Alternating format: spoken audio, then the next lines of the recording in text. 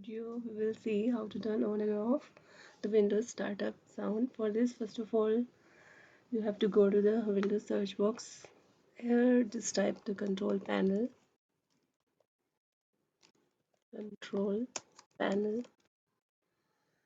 So here go to the sound. After clicking on the sound, just go to where menus are coming, playback, recording, then the sounds. Go to the sounds. Here you are able to see one option which is play Windows startup sound. Okay, if you will check this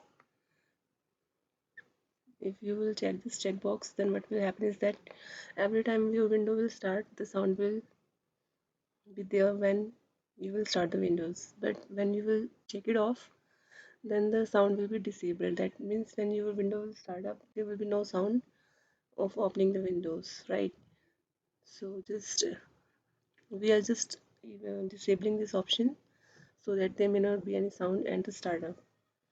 After that, apply and click on OK. In this way, you can disable the sound, startup sound, right? So that's all in this video. Goodbye and good luck. See you in the next video. Bye.